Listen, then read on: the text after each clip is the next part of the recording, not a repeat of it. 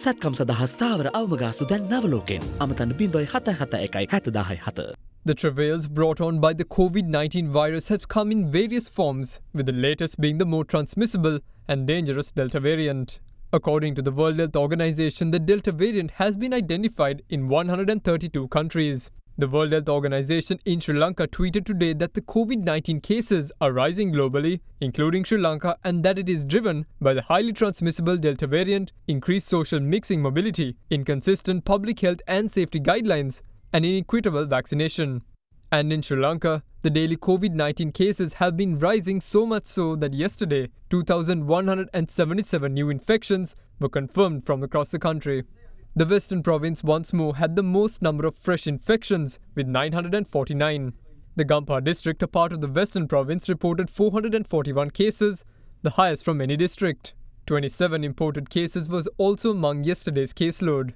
In this backdrop, head of the virology department at the University of Hong Kong, Professor Malik Peiris, warns that the country will have to face the worst outbreak it has ever faced in the months ahead. New variant, which is the Delta variant. And this, of course, played havoc in India. And I'm afraid I have to say that it is going to have a major impact on Sri Lanka in the coming weeks. As a public health professional, I would be remiss in my duty if I do not warn that Sri Lanka is going to face the worst COVID outbreak that it has faced in the months ahead. All congratulations to the government and Professor Jayasumana for pushing forward the vaccination campaign, which is going very well. However, as you know, you need 2 doses of vaccine to have a significant impact. And in the next 1 or 2 months, that is not going to protect us from the impact of the Delta variant. So I hope the population is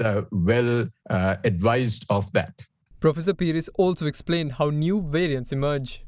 Viruses replicate in living cells, and when they replicate, they acquire mutations. And this is not a designed process, but it's the blind force of evolution, which will throw up a range of diverse virus variants. And of course, the viruses that are best suited to transmit become selected. And that's how these variants arise. So these variants are not selected for virulence or causing more severe disease. They are selected for transmissibility. This is why the Alpha variant that hit Sri Lanka in earlier this year was more transmissible than the previous one, but the Delta variant, which is currently in Sri Lanka, is even more transmissible than the Alpha variant. So sequentially, the virus is becoming more and more transmissible.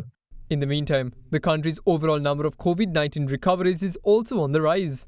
1,792 recoveries were confirmed today, taking the tally to 278,910. As for today's caseload, 1,792 new COVID-19 infections have been reported so far. According to Professor Peiris, the entire pandemic could have been averted had the world shown a bit of foresight. We have these very expensive toys like what you see here, an aircraft carrier. The cost of building one of these is $13 billion US. And that doesn't include the cost of running it.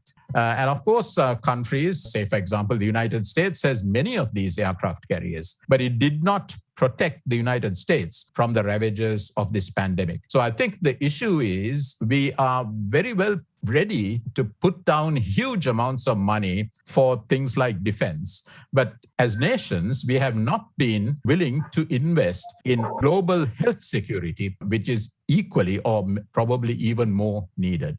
දසනකාන්තී චූර්ණය සහිත lever ආයුෂ් දන්තාලේපය දත්වල ඇති ප්‍රශ්න 10ක් වළකයි.